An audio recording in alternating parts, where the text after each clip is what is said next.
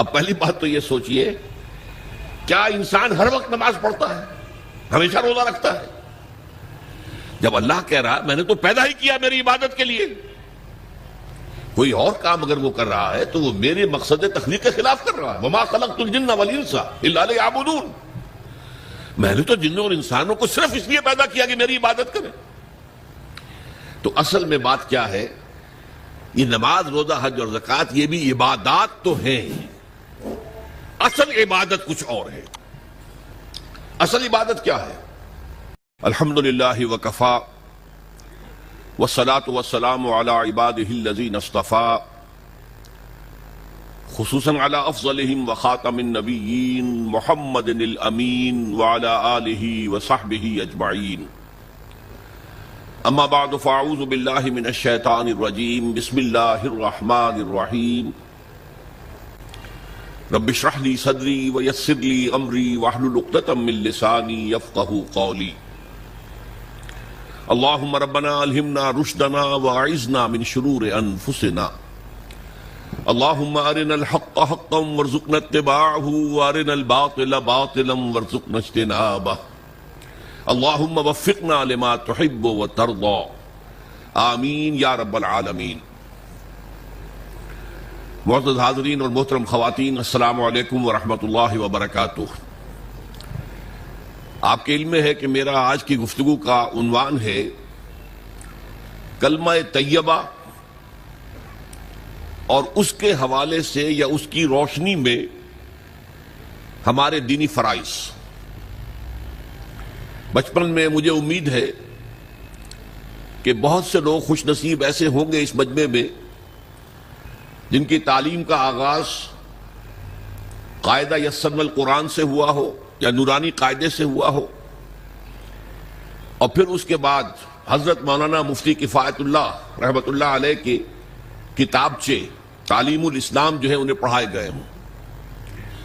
ظاہر بات ہے کہ آج کل وہ رواج ختم ہو چکا ہے، آج کا ہمارا دور مادہ پرستی کا ہے۔ ہماری تعلیم میں بھی آپ کو معلوم ہے کہ کنڈر گارٹن جو ہے اس سے بات شروع ہوتی ہے، اور ممی اور پاپا یہ الفاظ جو ہیں وہ بچوں کو سکھائے جاتے ہیں، اللہ اور اس کے رسول کا نام عام طور پر نہیں پڑھایا جا رہا۔ لیکن یاد ہوگا آپ کو کہ اس سلسلے میں سب سے پہلے ایمان مفصل، ایمان مجمل یاد کرائے جاتے تھے، ایمان کیا کیا ہے، پھر 6 کلمے پڑھائے جاتے تھے۔ یہ 6 کلمے یوں سمجھیے کہ اسلام کی تعلیمات کا لب لباب اور خلاصہ ہیں۔ ان میں سے پہلے 2 کلمے کیا ہیں جو اہم ترین ہیں؟ کلمہ طیبہ، لا الہ الا اللہ محمد رسول اللہ صلی اللہ علیہ وسلم۔ یہ مختصر ترین کلمہ ہے، اسے ہم کلمہ طیبہ کہتے ہیں، اور یہ سمجھیے کہ ہمارے دین کی جڑ اور بنیاد اور اساس ہے۔ دوسرا کلمہ اسی میں لفظ شہادت کا اضافہ ہو کر اشہد ان لا الہ الا اللہ واشہد ان محمد رسول اللہ صلی اللہ علیہ وسلم۔ یہ کلمہ شہادت جو ہے یہ اسلام میں داخلے کا شاہ درا ہے۔ شاہ درا، در کہتے دروازے کو، شاہ درا بہت بڑا دروازہ۔ جو لوگ دلی سے واقف ہیں انہیں یاد ہوگا، معلوم ہوگا کہ دلی جو ہے وہ جمنا ندی یا جمنا دریا کے مغرب میں واقع ہے، اور مشرق سے جو بھی آتا ہے یو پی سے، اس کو پہلے ایک قصبے سے گزرنا پڑتا ہے، جس کے بعد پل آتا ہے جمنا کا، اور اس قصبے کا نام ہے شاہدرہ پل۔ اسی طرح کا شاہدرہ ایک لاہور میں ہے۔ لاہور جو ہے وہ راوی کے جنوب مشرقی کنارے پر ہے، آباد ہے شہر۔ اب جو بھی پشاور سے، سرحد سے، اسلام آباد سے، پورے پنجاب سے لوگ آتے ہیں تو انہیں لاہور میں داخل ہونے کے لیے دریائے راوی کراس کرنا ہوتا ہے، لہذا وہاں بھی ایک قصبہ ہے جس کا نام شاہدرہ ہے۔ شاہدرہ یہ بڑا در ہے کہ جس سے داخل ہو کر آپ دلی میں یا لاہور میں داخل ہوں گے۔ اسی طرح میں نے عرض کیا کہ اسلام میں داخلے کے لیے شاہدرہ جو ہے وہ ہے اشہد ان لا الہ الا اللہ واشہد ان محمد رسول اللہ صلی اللہ علیہ وسلم۔ آج میں انہی 2 کے حوالے سے آپ کے سامنے کچھ باتیں رکھ رہا ہوں۔ باتیں بالکل بنیادی ہیں، اور میں سمجھتا ہوں کہ آپ کے ذہنوں کے اندر موجود ہیں۔ صرف یہ ہے کہ آپ نے شاید زیادہ کبھی شعوری طور پر توجہ نہ دی ہو اور ان کے بارے میں کہیں گہرا غور و فکر نہ کیا ہو. دیکھیے پہلا جز کیا ہے؟ لا الہ الا اللہ، کلمہ توحید ہے. یہ اللہ کے سوا کوئی معبود نہیں.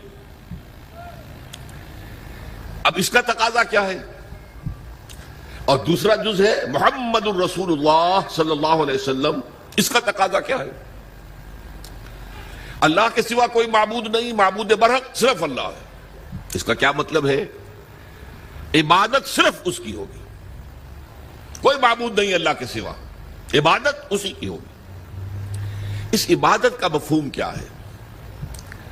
قرآن مجید میں بہت سے انبیاء کی اور رسولوں کی دعوت بیان ہوئی اور نام بنام کہا گیا. ان کی دعوت کیا تھی؟ ان اعبدوا اللہ ما لکم من الہ غیرہ، اللہ کی عبادت کرو، تمہارا کوئی الہ اس کے سوا نہیں. اس کے ساتھ ہی بعض صورتوں میں ایک لفظ کا اضافہ ہوتا ہے. سورہ شعراء میں ان اعبدوا اللہ واطیعون، عبادت اللہ کی کرو، میری اطاعت کرو. تو اللہ کی عبادت کیا ہے جس کے لیے سورہ زاریات میں فرمایا وَمَا خَلَقْتُ الْجِنَّ وَالْإِنسَ إِلَّا لِيَعْبُدُونَ، میں نے نہیں پیدا کیا ہے جنوں اور انسانوں کو مگر صرف اس لیے کہ میری عبادت کریں. تو معلوم ہوا کہ لا الہ الا اللہ کا تقاضا کیا ہے؟ ہمہ تن ہمہ وقت اللہ کی عبادت. یہ عبادت کیا ہے؟ بدقسمتی سے مسلمانوں پر جو زوال آنا شروع ہوا خلافت راشدہ کے بعد سے، ایک زوال اسلام کا شروع ہو گیا، اگرچہ مسلمانوں کا تو عروج جاری رہا. دور بنو امیہ میں، دور بنو عباس میں دنیاوی اعتبار سے سطوت، شان اور شوکت بڑھتی چلی گئی، لیکن اسلام جو ہے اس کے اندر زوال شروع ہو گیا. سب سے پہلا زوال کیا آیا؟ وہ خلافت کہ جو مسلمانوں کو اپنے میں سے کسی بہترین شخص کا انتخاب کر کے جس کا تعین ہونا چاہیے تھا، وہ خلافت موروثی عہدہ بن گئی، خاندانی بات بن گئی، قبائلی بات بن گئی. یہ ہمارے زوال کا پہلا مظہر تھا. بہرحال اس کے بعد رفتہ رفتہ ہمارے تصورات بھی کچھ محدود ہوتے چلے گئے. ہوتے ہوتے بات یہاں تک پہنچی کہ عبادت کا مطلب ہے نماز، روزہ، حج اور زکوٰۃ. اب پہلی بات تو یہ سوچئے، کیا انسان ہر وقت نماز پڑھتا ہے، ہمیشہ روزہ رکھتا ہے؟ جب اللہ کہہ رہا میں نے تو پیدا ہی کیا میری عبادت کے لیے، کوئی اور کام اگر وہ کر رہا ہے تو وہ میرے مقصد تخلیق کے خلاف کر رہا ہے. وَمَا خَلَقْتُ الْجِنَّ وَالْإِنسَ إِلَّا لِيَعْبُدُونَ، میں نے تو جنوں اور انسانوں کو صرف اس لیے پیدا کیا کہ میری عبادت کریں. تو اصل میں بات کیا ہے؟ یہ نماز، روزہ، حج اور زکوٰۃ یہ بھی عبادات تو ہیں، اصل عبادت کچھ اور ہے. اصل عبادت کیا ہے؟ عبد کہتے ہیں غلام کو. غلام پچھلے زمانے کا تصور کیجئے، یہ ایسا نہیں تھا جیسے آپ کسی کو ملازم رکھ لیں. آج امپلائر امپلائی ریلیشن شپ یہ اور ہے. آپ نے کسی کو ملازم رکھا ہے، فرض کیجئے دہاڑی پر رکھا ہے، وہ 8 گھنٹے کام کرے گا پھر چھٹی کرے گا. اس کے بعد وہ آپ کا کوئی تابع نہیں ہے، آپ کا غلام نہیں ہے، بلکہ آپ کا بھی ایک ہی ووٹ ہوگا. جب الیکشن ہوگا اس کا بھی ایک ہی ووٹ ہوگا. تو اصل میں غلام جو ہوتا تھا وہ ہمہ وقت، ہمہ تن، ہمہ جہت، ہمہ وجوہ بندگی کرتا تھا، اطاعت کرتا تھا. ملازم کہہ سکتا تھا کہ میرے تو اوقات ختم ہو گئے. آپ نے کسی کو رکھا خانسامہ کی حیثیت سے، اور فرض کیجئے ابھی فلش سسٹم نہیں آیا تھا تو بیت الخلاء جو ہے آپ جس طرح کے ہوتے تھے سب کو یاد ہے.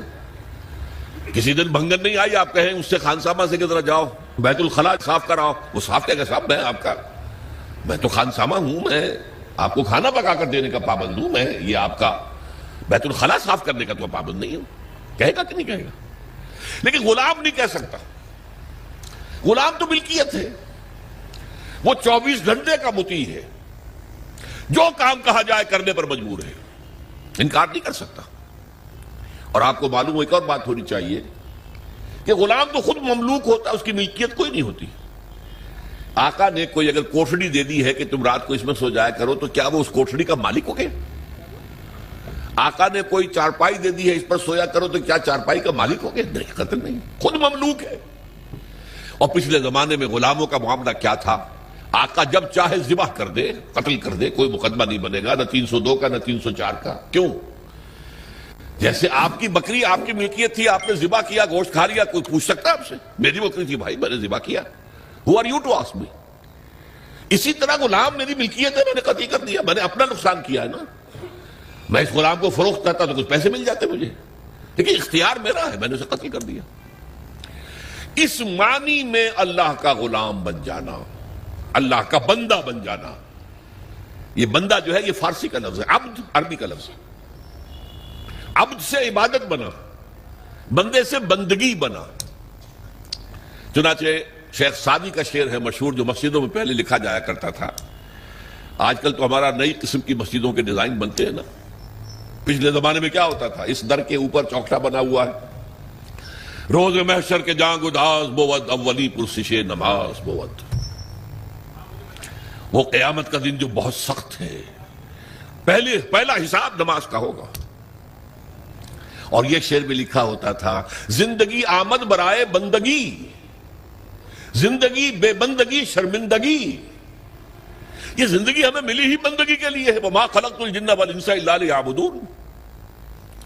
تو اگر ہم بندگی نہیں کرتے اللہ کی تو شرمندگی ہی شرمندگی ہے، گویا کہ ہم اپنے مقصد تخلیق کو تو پورا نہیں کر رہے۔ آپ نے قلم بنایا تھا لکھنے کے لیے، لکھتا نہیں ہے تو اٹھا کے پھینک دیں گے، آپ اس کو کوڑے میں ڈالیں گے۔ لہذا انسان کی تخلیق اور جنوں کی تخلیق بندگی کے لیے ہوئی۔ زندگی آمد برائے بندگی، زندگی بے بندگی شرمندگی۔ یہ ہما وقت، ہما تن، ہما وجوہ، ہما جہت اللہ کی اطاعت، یہ ہے عبادت۔ اس عبادت کے لیے عبادات ہمیں دی گئی ہیں۔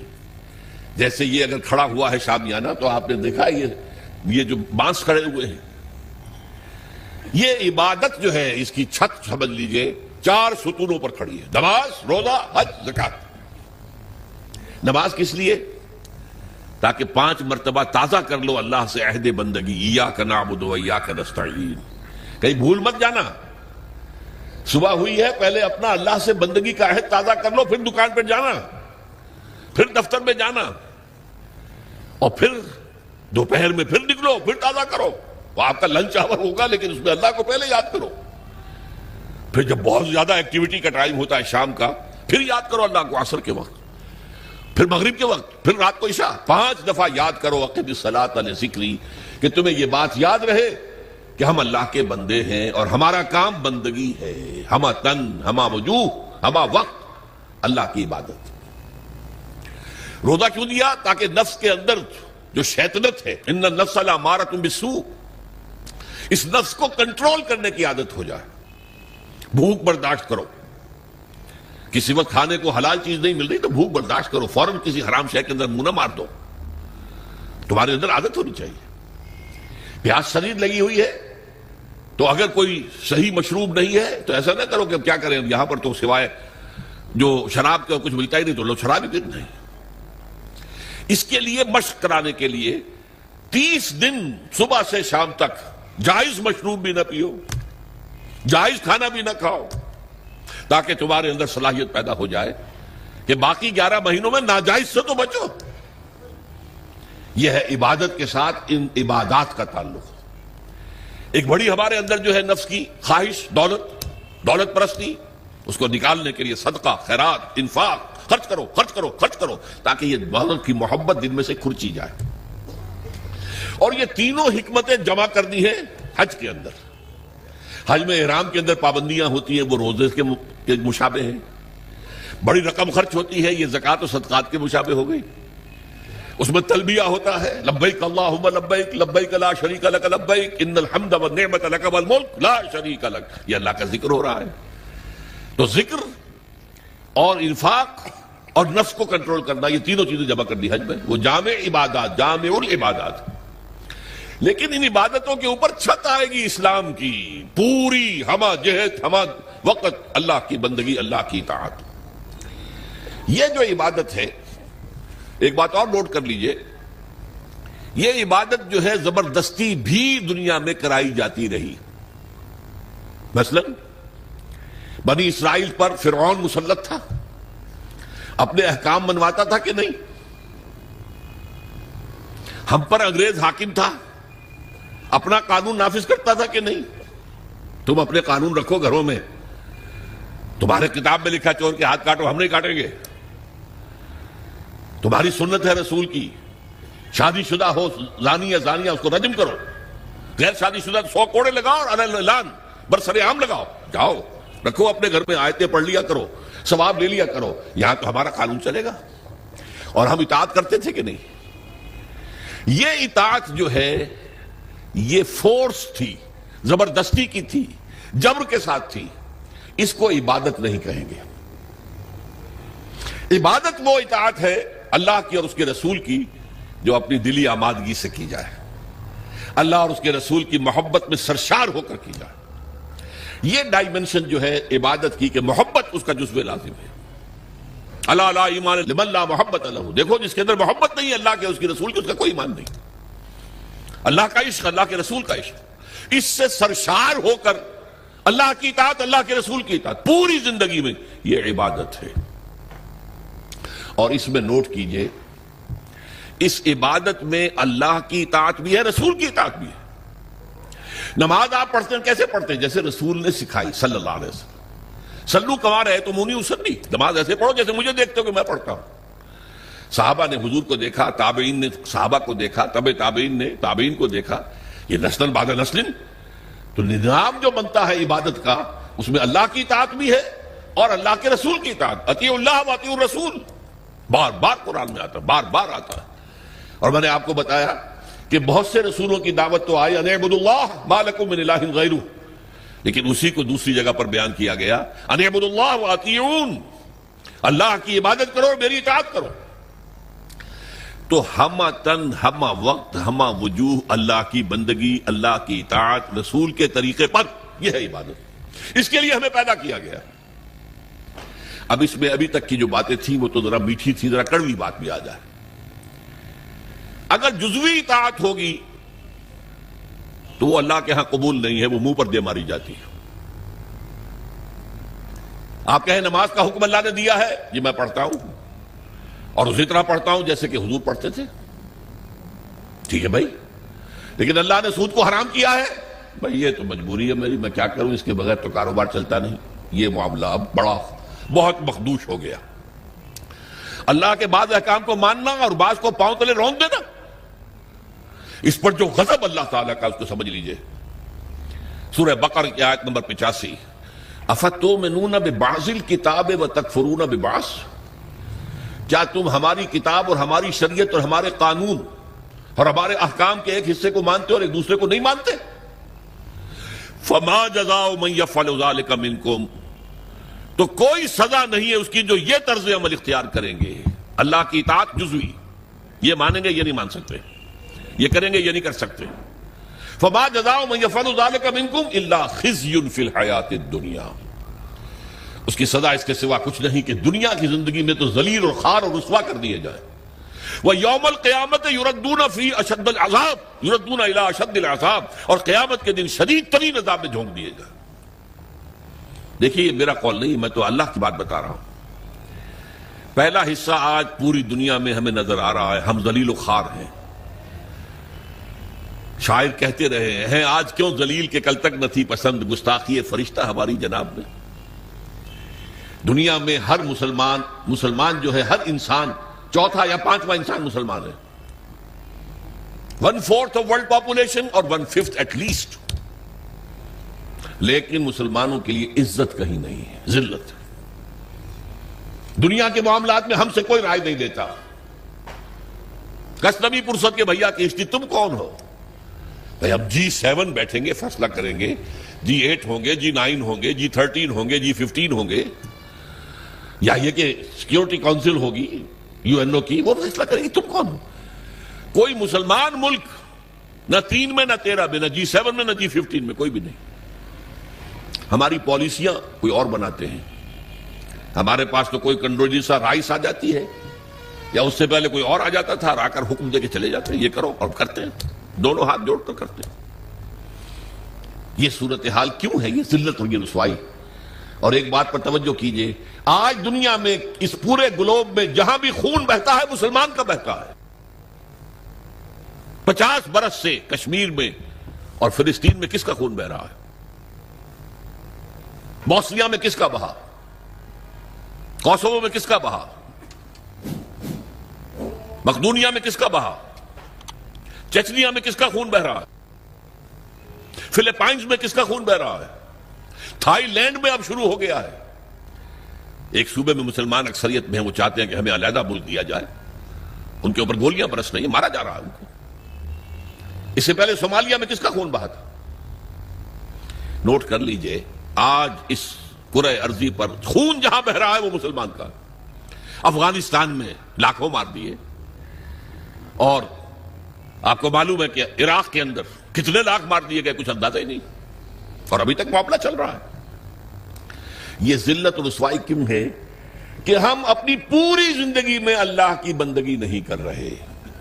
لہذا اللہ نے کہا ذلت رسوائی، ضربت علیہم الذلۃ والمسکنہ. اب ذلت اس دنیا میں، تذلل اور ذلت، یہ تمہارا مقدر ہے، یہ سزا ہے اللہ کی.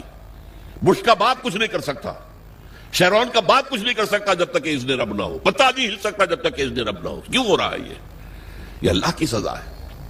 فما جزاء من يفعل ذلك منكم الا خزي في الحياة الدنيا ويوم القيامة يردون الى اشد العذاب. جو لوگ بھی یہ روش اختیار کریں کہ دین کا ایک حصہ قبول سر آنکھوں پر اور ایک حصہ پاؤں تلے، ان کی سزا اس کے سوا کچھ نہیں کہ دنیا کی زندگی میں ذلیل و خوار کر دیے جائے، اور آخرت کی زندگی میں قیامت کے دن شدید ترین عذاب میں جھونک دیے جائے. یہ طرز عمل اللہ کو کافروں کے مقابلے میں، اگر مسلمان یہ طرز عمل کریں گے تو کافروں سے بدتر ہیں اللہ کی نگاہ میں. وہ تو صرف صاحب کہتے ہیں ہم نہیں مانتے محمد کو صلی اللہ علیہ وسلم، ہم نہیں مانتے قرآن کو، نہیں مانتے. آپ کہتے ہیں ہم مانتے ہیں اور پھر اللہ کے احکام پر عمل نہیں کرتے. یہ چیز وہ ہے جو اللہ تعالیٰ کو کفر کے مقابلے میں زیادہ ناپسندیدہ ہے. یہی وجہ ہے قرآن میں کہا گیا منافقت جسے ہم کہتے ہیں، ان المنافقین فی الدرک الاسفل من النار. منافقین جو ہیں جہنم کے سب سے نچلے طبقے میں ہوں گے، کافروں سے بدتر ہوں گے، کافروں کے نیچے ہوں گے. کیوں کہتے وہ ہیں کہ ہم ایمان رکھتے ہیں اللہ پر، ہم ایمان رکھتے ہیں اللہ کے رسول پر، ہمیں عشق ہے اللہ کے رسول سے. دیکھو ہم نعتیں پڑھتے ہیں، دیکھو ہم حج کے لیے جاتے ہیں، دیکھو ہم عمرے کرتے ہیں، دیکھو رمضان میں کتنی چہل پہل ہمارے یہاں ہو جاتی ہے افطاری کے وقت، دیکھو مسجدیں بھری ہوتی ہیں تراویح میں. لیکن بھائی وہ اسلام کا قانون کہیں نافذ ہے؟ کہیں اسلامی احکام کی تنفیذ ہے؟ تمہاری یہ ادھوری اور جزوی عبادت اللہ کو قبول نہیں ہے. اللہ جو ہے بہت غیور ہے، جسے آپ کہتے ہیں نا پیکج ڈیل. پیکج ڈیل کیا ہوتا ہے؟ ٹیک اٹ اور لیو اٹ. ہمیں تمہاری کوئی ضرورت نہیں ہے، اللہ تو غنی ہے عن العالمین. ہمارا دین لینا ہے پورا لو ورنہ دفع ہو جاؤ. یا ایھا الذین آمنوا ادخلوا فی السلم کافہ. اہل ایمان اسلام میں داخل ہو پورے کے پورے سموچے. جزوی اسلام اسلام نہیں ہے، جزوی عبادت عبادت نہیں ہے، جزوی بندگی بندگی نہیں ہے، بلکہ ڈٹائی ہے. ڈٹائی اللہ کے ساتھ مذاق ہے. قرآن مجید میں آیا ہے نا کہ یہ لوگ جو ہیں یخادعون اللہ والذین آمنوا وما یخدعون الا انفسهم، یہ دھوکہ دینا چاہتے ہیں اللہ کو اور اہل ایمان کو، حالانکہ دھوکے اپنے آپ کو ڈالا ہوا. تو پہلی بات بڑی سخت ہو گئی. اسی لیے اقبال کہتا ہے چوبی گویم مسلمانم بلرزم کہ دانم مشکلات لا الارا. میں جب کہتا ہوں میں مسلمان ہوں تو مجھ پر لرزہ طاری ہوتا ہے، اس لیے کہ مجھے معلوم ہے لا الہ الا اللہ کہہ دینا آسان ہے، اس پر پورا اترنا بہت مشکل ہے. اللہ کی ہمہ تن، ہمہ وقت، ہمہ وجوہ، ہمہ جہت اطاعت، رسول کی اطاعت کے ذریعے سے، یہ عبادت ہے جس کے لیے کہ ہمیں پیدا کیا گیا. اب صورتحال اس وقت کیا ہے؟ ظاہر بات ہے کہ میں اور آپ یہاں پر اللہ کا شریعت نافذ ایک دم تو نہیں کر سکتے، لیکن ہماری عبادت جو ہے وہ تو ادھوری ہو گئی. ہم اس ملک کے فرد ہیں، ہم شہری ہیں، ہم ووٹ ڈالتے ہیں، ہم لوگوں کو چنتے ہیں، وہ جا کر جو ہے حکومتیں بناتے ہیں. لیکن حکومت وہ ہے جو اللہ کے احکام کو نافذ نہیں کر رہی، جس کو کہا گیا وَمَن لَّمْ يَحْكُم بِمَا أَنزَلَ اللَّهُ فَأُولَٰئِكَ هُمُ الْكَافِرُونَ. جو اللہ کی اتاری ہوئی شریعت کے مطابق فیصلے نہیں کرتے وہی تو کافر ہیں. تم نے کسے کافر سمجھا ہے؟ بتوں سے تجھ کو امیدیں، خدا سے نو امیدی.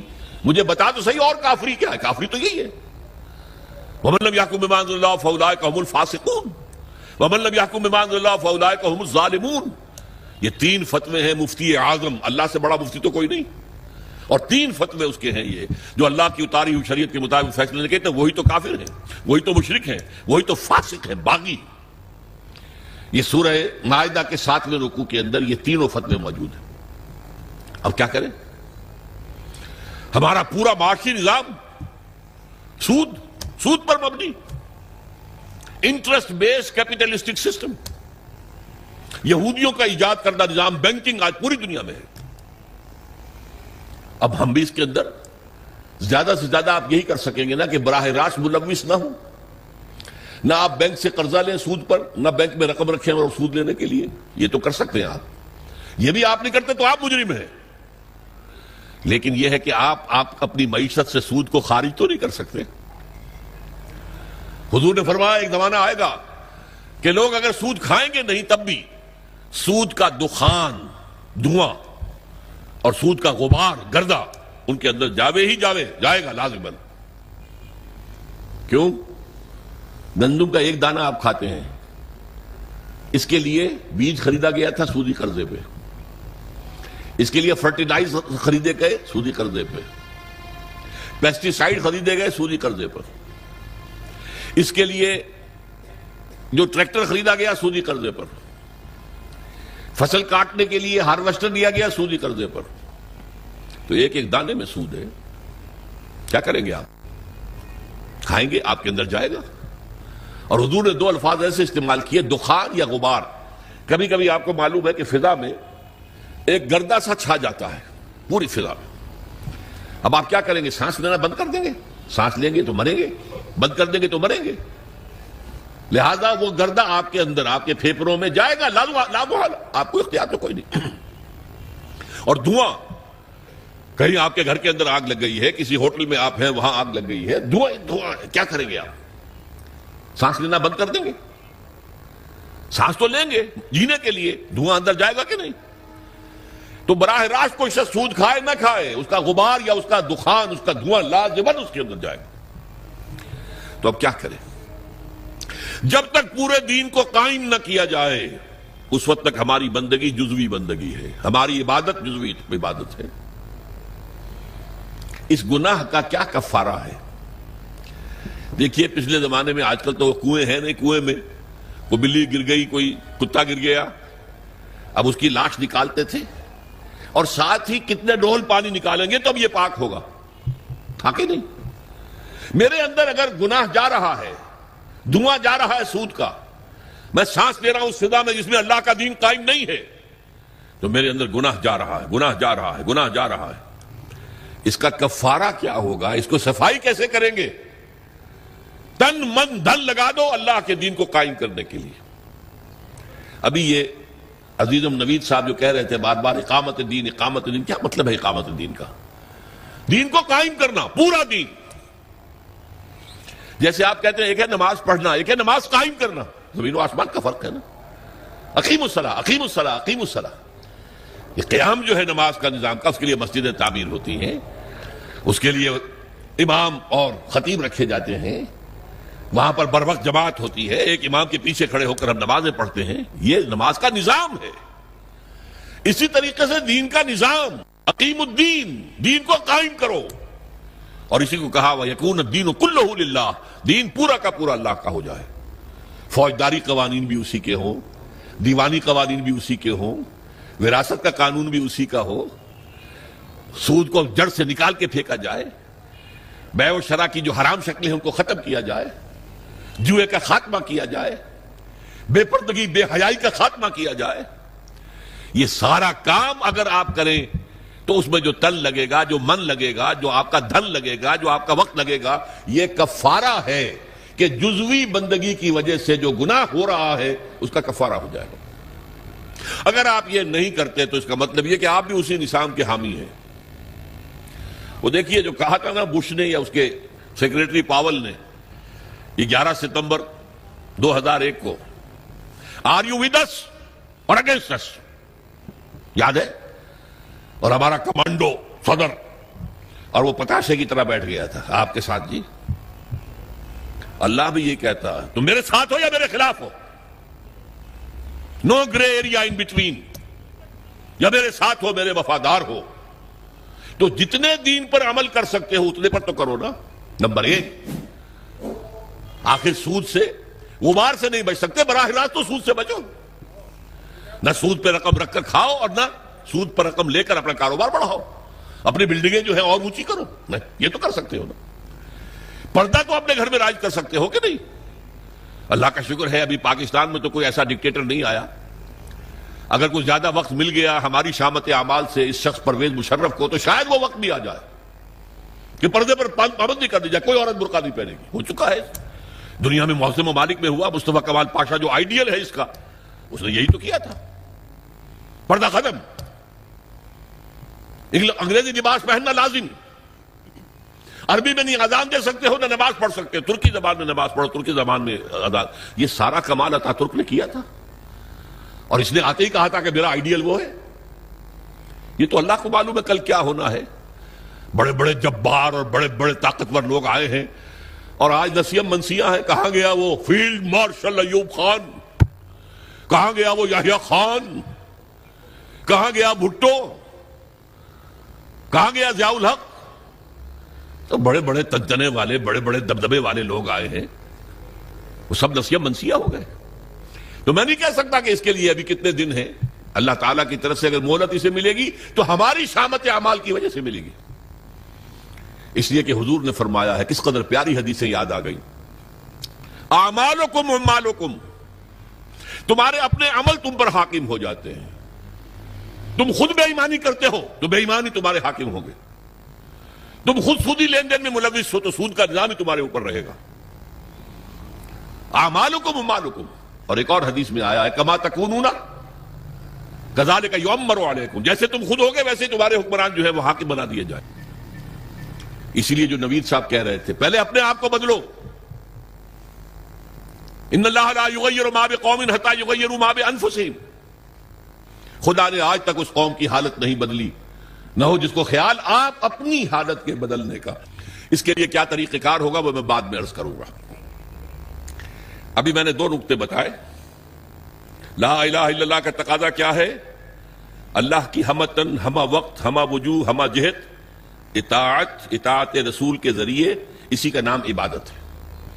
اسی کے لیے اللہ فرماتا ہے کہ جنوں اور انسانوں کو میں نے پیدا کیا. جیسے میں نے کہا تھا نماز تو ہر وقت نہیں پڑھتے آپ. جو پابندی سے پڑھتا ہے وہ بھی 2-2.5 گھنٹے ہی 24 گھنٹے میں لگتے ہوں گے نا اس کے نماز میں. باقی 21.5 گھنٹے کیا کرے گا؟ عبادت کرے گا. یعنی جو کام کرے گا شریعت کے دائرے میں کرے گا. یہی عبادت ہو رہی ہے.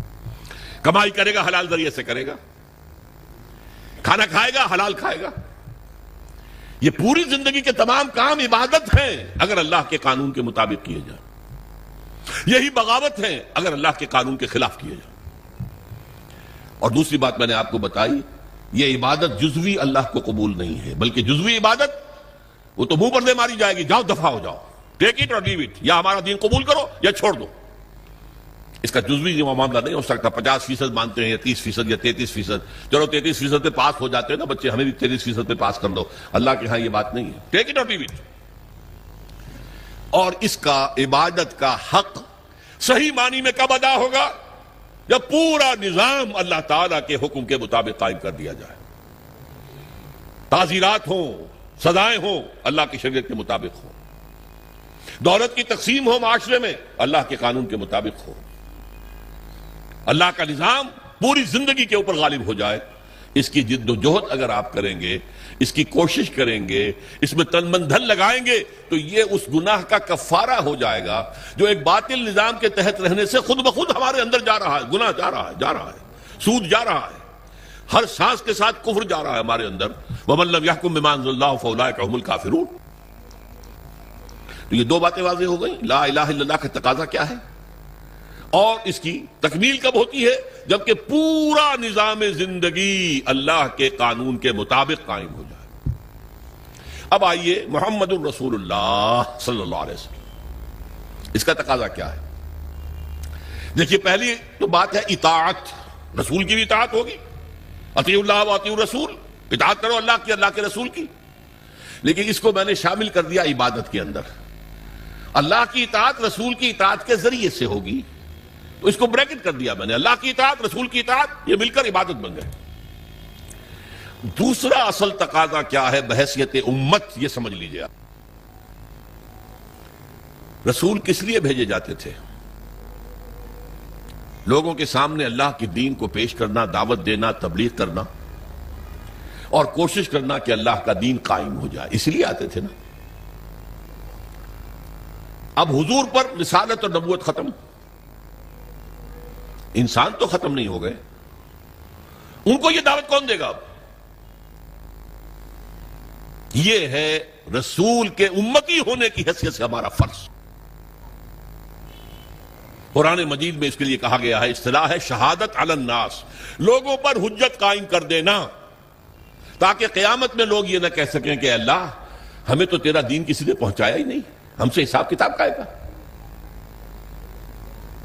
میری بات سمجھ لیجئے، اگر کوئی دین پہنچا دے، اس کا حق ادا کر دے، اب ان کے پاس کوئی عذر نہیں ہوگا۔ اسی لیے فرمایا سورہ نساء میں، رسلا مبشرین ومنذرین لئلا یکون للناس علی اللہ حجۃ بعد الرسل وکان اللہ عزیزا حکیما۔ ہم نے اپنے رسولوں کو بھیجا بشارت دینے والے بنا کر۔ اللہ کی عبادت کرو گے تو بشارت ہے، راح و ریحان و جنت نعیم، اللہ تعالیٰ تمہیں اپنی جنتوں میں داخل کرے گا۔ اللہ کی عبادت سے سرکشی کرو گے تو پھر جہنم ہے، فماواہ جہنم وساءت مصیرا، اس کا ٹھکانہ جہنم ہے۔ تو وہ بشیر بھی تھے، نذیر بھی تھے، لیکن حاصل کیا تھا؟ لئلا یکون للناس علی اللہ حجۃ بعد الرسل، رسولوں کے آنے کے بعد لوگوں کے پاس کوئی عذر باقی نہ رہ جائے۔ اللہ ہمیں معلوم نہیں تھا، نہیں، ہر امت کے خلاف اس کا رسول کھڑا ہو کر گواہی دے گا پہلے قیامت کے دن، جسے آپ کہتے ہیں سرکاری گواہ، پروزیکیوشن وٹنس۔ اے اللہ تیرا جس پیغام آیا تھا میرے پاس، میں نے انہیں پہنچا دیا تھا، اب اگر انہوں نے عمل نہیں کیا تو یہ ذمہ دار ہے۔ They can't plead ignorance، یہ نہیں کہہ سکتے ہمیں تو بتایا ہی نہیں گیا، میں نے بتا دیا تھا۔ یہ ہے ان کے خلاف شہادت بڑھے گی کہ اب یہ ذمہ دار ہے۔ بہت سادہ سی بات آپ کو سمجھا دوں مثال سے، آپ اپنے کسی عزیز کو کوئی پیغام بھیجتے ہیں، کل شام تک یہ کام میرا ضرور کر دینا، کر دینا، کر دینا، کر دینا، ورنہ مجھے بہت نقصان ہو جائے گا۔ کسی آپ نے ایلچی کے ہاتھوں، پیغامبر کے ہاتھوں یہ پیغام بھیجا، وہ کام نہیں ہوا، آپ کا نقصان ہو گیا۔ اب آپ غصے میں بھرے ہوئے اپنے اس عزیز کے پاس گئے، میں نے تمہیں یہ پیغام بھیجا تھا، تم نے یہ کام نہیں کیا، میرے نقصان کا ذمہ دار کون ہے؟ تم ہو۔ اگر وہ یہ کہہ دے بھائی مجھے تو آپ کا پیغام کسی نے پہنچایا ہی نہیں، اب کوئی غصہ آپ کا رہ جائے گا اس کے خلاف؟ آپ پتاشے کی طرح بیٹھ جائیں گے نا، غصہ ختم۔ اب غصہ کس پر آئے گا؟ اس پیغامبر پر آؤ، بھلے آدمی تجھے میں نے پیغامبر بنایا تھا کہ پیغام پہنچانا، تم نے نہیں پہنچایا، میرے نقصان کے ذمہ دار تم ہو۔ تو یہ پیغام رسانی کا منصب کتنا نازک ہے، کتنا نازک ہے، کتنا نازک ہے۔ اگر آپ نے پیغام پہنچا دیا، آپ فارغ ہو گئے، بری ہو گئے، وہ ذمہ دار ہیں۔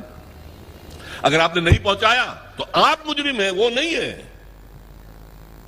اسی لیے کہا گیا سورہ اعراف کے شروع میں، فَلَنَسْأَلَنَّ الَّذِينَ أُرْسِلَ إِلَيْهِمْ وَلَنَسْأَلَنَّ الْمُرْسَلِينَ، ہم پوچھ کر رہیں گے ان سے بھی جن کے طرف ہم نے رسولوں کو بھیجا، اور ہم پوچھ کر رہیں گے رسولوں سے بھی۔ پہلے رسولوں سے کہا جائے تم نے پہنچا دیا تھا، اب وہ کہیں گے کھڑے ہو، اللہ میں نے پہنچا دیا تھا۔ پھر کہیں گے اچھا اب تم بات کرو، تم نے پیغام میرا پہنچ گیا تھا، کتنا عمل کیا؟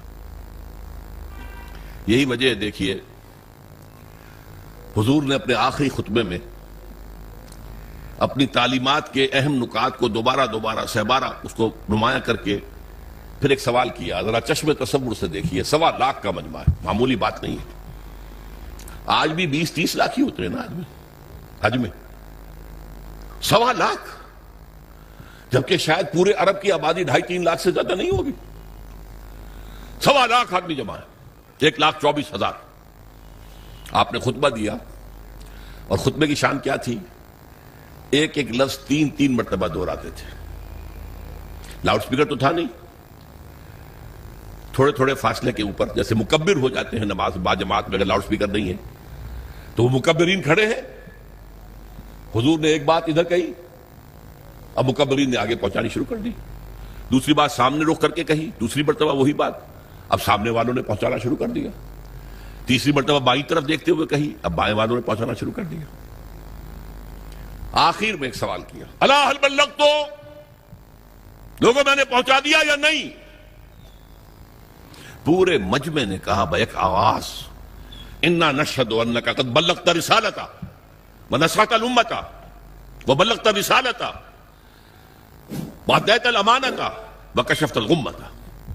اے نبی ہم گواہ ہیں، آپ نے حق تبلیغ ادا کر دیا، حق رسالت ادا کر دیا، ہماری خیر خواہی کا حق ادا کر دیا، اور کفر کے اور ضلالت کے پردے چاک کر دیے. 3 دفعہ کہا الا هل بلغت، اور جواب آیا انا نشهد انك قد بلغت الرسالة واديت الامانة ونصحت الامة وكشفت الغمة. پھر آپ نے انگلی اٹھائی آسمان کی طرف، انگشت شہادت، اور پھر لوگوں کی طرف، اللہم اشہد اللہم اشہد اللہم اشہد. اے اللہ تو بھی گواہ رہے. وہ بوجھ جو میرے کندھے پر آیا تھا، جس کے لیے سورہ مزمل میں کیا کہا گیا تھا، انا سنلقی علیک قولا ثقیلا، اے نبی بڑی بھاری بات آپ پر ڈالنے والے ہیں ہم. اس کفر اور شرک کے گڑھ کے اندر توحید کی دعوت دینا کوئی آسان کام تھا؟ اسلام کا پیغام پہنچانا کوئی آسان کام تھا؟ شروع میں تو کہا گیا پاگل ہو گئے، مجنون ہیں، معاذ اللہ ثم معاذ اللہ، شاعر ہیں، ساحر ہیں، مسحور ہیں، کذاب ہیں، نعوذ باللہ من ذالک، نقل کفر نباشت. اس کے بعد آپ کو معلوم ہے صحابہ کو مارا گیا، پیٹا گیا، سب کچھ جھیلا کہ نہیں؟ خود 3 برس حضور جو ہیں وہ محصور رہے شیب بنی ہاشم میں. یہ جیل ایسی تھی جس میں کھانے کو کچھ نہیں تھا. آپ کی جیلوں میں تو راشن تو ملتا ہے. بہرحال یہ ساری سختیاں جھیل کر حضور نے دین کو غالب کر دیا، یہ کام کیا. لیکن اس وقت آپ نے کیا فرمایا؟ اپنی بات 3 دفعہ کہہ کر الا هل بلغت انا نشهد انك قد بلغت الرسالة واديت الامانة ونصحت الامة وكشفت الغمة. پھر کہا فلیبلغ الشاہد الغائب، اب تمہارے ذمے ہے جو یہاں ہے وہ پہنچائیں پورے 4 دانگے عالم تک اس پیغام. اس لیے کہ میں صرف تمہارے لیے رسول بن کر نہیں آیا تھا. وما ارسلناک الا کافۃ للناس بشیرا ونذیرا، اے نبی ہم نے نہیں بھیجا ہے آپ کو مگر پوری نوع انسانی کے لیے بشیر اور نذیر بنا کر. آپ واحد رسول ہیں اللہ کے، واحد. ویسے کہا جاتا 313 رسول آئے ہیں. قرآن مجید میں جن کا ذکر ہے وہ تو 28-29 ہیں، انبیاء اور رسل. لیکن یہ کہ کہا جاتا ہے نبی تو آئے ہیں 1.25 لاکھ، جتنے کہ حجۃ الوداع میں موجود تھے صحابہ، اور رسول آئے ہیں 313، جتنے کہ بدر کے میدان میں مجاہد موجود تھے.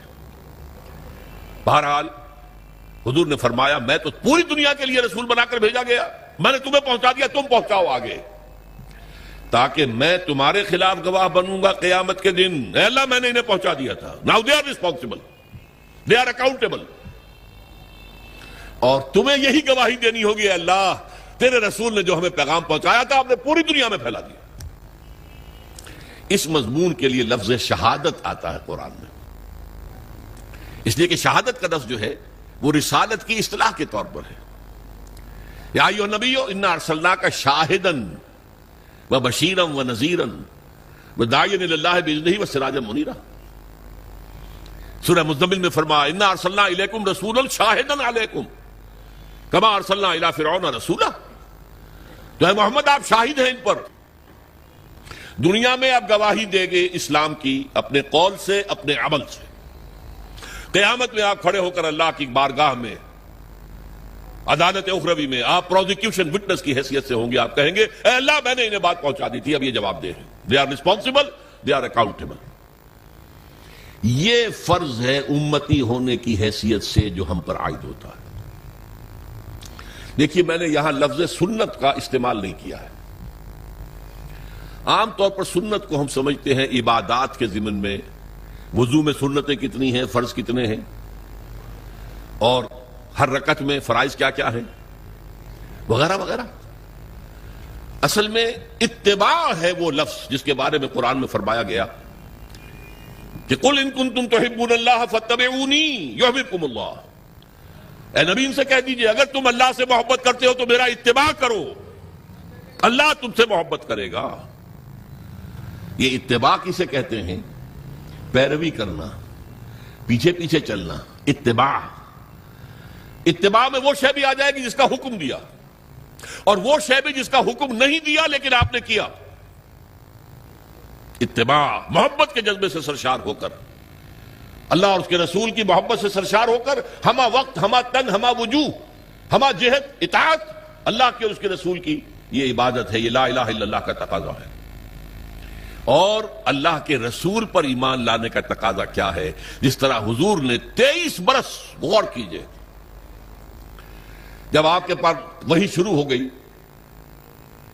اور آپ حکم آ گیا یا ایھا المدثر قم فانذر وربک فکبر، اے لحاف میں لپٹ کر لیٹنے والے صلی اللہ علیہ وسلم، اب کھڑے ہو جاؤ، کمر کس لو، لوگوں کو خبردار کرو کہ اللہ کے حضور میں حاضر ہونا پڑے گا، وہاں جواب دہی کرنی پڑے گی، اور اپنی رب کی کبریائی کا اعلان کرو، اللہ اکبر، اللہ سب سے بڑا ہے، اللہ کی بات سب سے اونچی ہونی چاہیے، لتکون کلمۃ اللہ ہی العلیٰ۔ یہ جو ہے کام حضور نے 40 برس کی عمر میں وہی کا آغاز ہوا نا، کبھی آپ نے سوچا اس کے بعد آپ نے کوئی معاش کا کام کیا؟ تاجر تھے آپ، بہت اچھے تاجر تھے، بہت کامیاب تاجر تھے، ایکسپورٹ امپورٹ کا بزنس تھا، آپ قافلے لے کر جاتے تھے شام اور واپس آتے تھے، اور اسی تجارت میں آپ کا اخلاق، آپ کا کردار، آپ کی صداقت، آپ کی امانت ایسی ظاہر ہوئی کہ عرب کی متمول ترین خاتون حضرت خدیجہ الکبریٰ رضی اللہ تعالی عنہا نے خواہش ظاہر کی، شادی کی۔ لیکن جب آپ پر وحی آ گئی اس کے بعد 23 برس کوئی اور کام کیا سوائے دین کی تبلیغ اور دین کو قائم کرنے کی جدوجہد۔ تبلیغ کے لیے تو فرمایا یا ایھا الرسول بلغ ما انزل الیک من ربک وان لم تفعل فما بلغت رسالتہ، اے رسول صلی اللہ علیہ وسلم پہنچا دو جو کچھ بھی نازل ہوا ہے تم پر تمہارے رب کی طرف سے، اگر نہیں کرو گے تو رسالت کا حق ادا نہیں ہوگا۔ یہی وجہ ہے کہ وہ آیتیں بھی حضور نے ہمیں سنا دی جن میں حضور پر گرفت کی گئی تھی، یا ایھا النبی لم تحرم ما احل اللہ لک، اے نبی کیوں حرام ٹھہراتے ہو اپنے اوپر جو اللہ نے تم پر حرام کیا؟ ہو سکتا تھا حضور چھپا لیتے کہ میری یہ پکڑ جو اللہ نے کی ہے، کیوں مسلمان ہمیشہ اس کو پڑھتے رہے؟ پکڑ آئی تھی کہ نہیں؟ ابس اللہ جاءہ الاعمی، ماتھے پر تیوری ڈال لی، منہ موڑ لیا کہ ایک اندھا نابینا آیا تھا آپ کے پاس، وما یدریک لعلہ یزکیٰ او یذکر فتنفعہ الذکریٰ، اس کے لیے لفظ عتاب استعمال کیا حضور نے۔ عبداللہ ابن ام مکتوم کی شان میں یہ آیات نازل ہوئی ہیں، اس کے بعد جب بھی آتے تھے وہ نابینا صحابی عبداللہ ابن مکتوم تو حضور کیا فرمایا؟ مرحبا بالذی عاتبنی اللہ فیہ، آؤ بھائی خوش آمدید میرے اس ساتھی کے لیے جس کے ضمن میں اللہ نے مجھ پر عتاب فرمایا، عاتبنی اللہ فیہ، عتاب کیا مجھ پر۔ وہ آیتیں بھی قرآن میں ہے کہ نہیں؟ تو نوٹ کر لیجئے، ایک ایک حرف پہنچانا ہے محمد آپ کو صلی اللہ علیہ وسلم، اگر ایسا نہیں کرو گے تو رسالت کا ادا نہیں ہوگا۔ اب یہی کام امت کے ذمے کر کے آپ گئے صلی اللہ علیہ وسلم۔ اس میں پہلا دور وہ ہے جو آپ کے صحابہ نے جانیں دے دی، قربان کر دی، کہاں کہاں کوئی شہید ہوا، کوئی ایران میں، کوئی عراق میں، کوئی شام میں، کوئی خراسان میں، کوئی ہندوستان میں آ کے شہید ہوئے، کس لیے؟ اللہ کا دین غالب ہو، اللہ کا پیغام پہنچ جائے۔ دور صحابہ اور تابعین کے بعد عام مسلمان جو ہیں وہ تو دنیا پرستی کے اندر لگ گئے بدقسمتی سے، خلافت ملوکیت میں بدل گئی۔ پھر یہ کام، یہ جھنڈا کس نے بلند رکھا؟ وہ صوفیاء کرام نے بلند رکھا۔ معین الدین اجمیری رحمت اللہ علیہ کیوں آئے تھے اجمیر میں؟ حالانکہ وہ راجپوتوں کی طاقت کا گڑھ، رائے پتھورا کا مرکز۔ شیخ علی اجمیری تو لاہور میں اس وقت آئے تھے جہاں لاہور اسلامی حکومت میں شامل ہو چکا تھا، لیکن معین الدین اجمیری تو اس وقت آئے ہیں جبکہ یہ پورا راجستھان جو ہے راجپوتوں کی سرزمین، اور اس میں رائے پتھورا پرتھوی راج بہت سخت، بہت زبردست، اور وہاں جا کر بیٹھ گئے۔ 90,000 ہندو ان کے ہاتھ پر ایمان لائے۔ یہ ہمارے پنجاب کے جو دو بڑے بڑے قبیلے ہیں وٹو اور سیال، یہ دونوں قبیلے ان کے ہاتھ پر ایمان لائے، بلکہ یہ دونوں قبیلے تو ان کے پوتے شاگرد کے ہاتھ پر ایمان لائے۔ یعنی شیخ معین الدین اجمیری رحمت اللہ علیہ خواجہ معین الدین کے جو ان کے خلیفہ تھے، خواجہ بختیار کاکی رحمت اللہ علیہ ان کے خلیفہ تھے جو پاک پٹن میں دفن ہیں، بابا فرید گنج شکر رحمت اللہ علیہ، ان کے ہاتھ پر یہ دونوں قبیلے ایمان لائے۔ بہرحال یہ کام کیا ہے مسلمانوں نے، پہلے کیا ہے بحیثیت امت، بحیثیت قوم، بحیثیت حکومت، اللہ کے دین کو پھیلانا ہے، اللہ کا قانون نافذ کرنا ہے۔ کس لیے گئے تھے وہ؟ کیا وہ دنیا بنانے گئے تھے؟ شہادت ہے مطلوب و مقصود مومن، نہ مال غنیمت نہ کشور کشائی۔ پھر جب عام مسلمان اور بادشاہ جو ہے ہمارے بن گئے، وہ بھی عیش پرست ہو گئے، محل بنانے شروع کر دیے، جو دنیا میں اور عیاشیاں ہو کرتے تھے بادشاہ انہوں نے بھی شروع کر دی، تو پھر صوفیاء کرام نے وہ جھنڈا سنبھال لیا، ان کے ذریعے سے یہ دعوت پھیلی ہے۔ یہ عرب تاجر تھے، وہ اپنے حسن خلق کی بنیاد پر یہ سارا جو ہندوستان کا مغربی ساحل ہے جسے مالابار کہتے ہیں آپ, یہاں سارا اسلام جو آیا عرب تاجروں کی وجہ سے آیا. پورا یہ ملک جو ہے انڈونیشیا, ملیشیا, یہ ملایا, سماٹرا, جاوا, یہ سارے یہ بھی عرب تاجروں کی وجہ سے ایمان لائے. وہاں کبھی چڑھائی نہیں کی گئی, کبھی وہاں تلوار نہیں اٹھی اسلام کے لیے, بلکہ عرب تاجروں کی تبلیغ سے اور ان کی خوش خلقی, ان کے جو کاروبار میں صداقت اور امانت کے عنصر دیکھے ایمان لے آئے لوگ. بہرحال یہ جان لیجئے کہ اس کے بعد سے جبکہ یہ ادارہ بھی کم ہو گیا, کمزور ہو گیا, اب امت مسلمہ وہ کام سرے سے نہیں کر رہی. یہ وہ جرم ہے بحیثیت امت جو ہمیں کام کرنا چاہیے تھا. ہم امین ہیں قرآن کے, ہم امین ہیں اللہ کی شریعت کے, اور فخر کرتے ہیں ہم اس پر. سارے نبیوں سے افضل ہمارا نبی یقیناً ہے, لیکن اس افضل نبی صلی اللہ علیہ وسلم نے آپ پر کیا ذمہ داری ڈالی تھی؟ بلغوا انی ولو آیا, میرا کوئی ایک بھی امتی نہ رہ جائے جو قرآن کی تبلیغ نہ کرے, چاہے ایک ہی آیت آتی ہے ایک ہی آیت کی تبلیغ کرے. یہ حدیث ہے کہ نہیں رسول کی؟ کوئی میرا امتی فارغ نہ رہے اس سے. یہ کام ہے جو بحیثیت امتی ہمارے کندھے پر ہے. یوں سمجھیے کہ خطبہ حجۃ الوداع میں وہ بوجھ حضور کے کندھے سے اتر کر امت کے کندھے پر آ گیا. اسی لیے میں کہا کرتا ہوں سائی آف ریلیف, اے اللہ تو بھی گواہ ہے, یہ مان رہے ہیں میں نے پہنچا دیا ہے, میرے اوپر اب کوئی بوجھ نہیں. انا سنلقی علیک قولا ثقیلا, وہ بھاری بات کا بوجھ میرے کندھے سے اتر گیا. یہ شہادت ہے, اور اس کے لیے قرآن مجید میں دو جگہ آیا. ایک سورت ہے سورہ حج جو مکی دور کی آخری صورتوں میں سے, ایک سورت ہے سورہ بقرہ جو مدنی دور کی پہلی سورت ہے. ان دونوں میں درمیان میں ہجرت ہے, ادھر سورہ حج ادھر سورہ بقرہ. سورہ حج میں فرمایا اے مسلمانوں جاہدوا فی اللہ حق جہادہ, جہاد کرو اللہ کی راہ میں جتنا کہ اس کی جہاد کا حق ہے. اور کس لیے کرو؟ لِيَكُونَ الرَّسُولُ شَهِيدًا عَلَيْكُمْ وَتَكُونُوا شُهَدَاءَ عَلَى النَّاسِ, تاکہ ہمارے رسول صلی اللہ علیہ وسلم وہ تمہارے خلاف گواہی دے قیامت میں کھڑے ہو کر کہ اللہ تیرا دین جو میرے پاس آیا تھا میں نے پہنچا دیا تھا, اور تم یہی گواہی دو کھڑے ہو کر اے اللہ تیرے نبی سے جو دین ہمیں ملا ہم نے پوری دنیا میں پھیلا دیا تھا. یہ مقصد ہے اس امت کی تشکیل کا.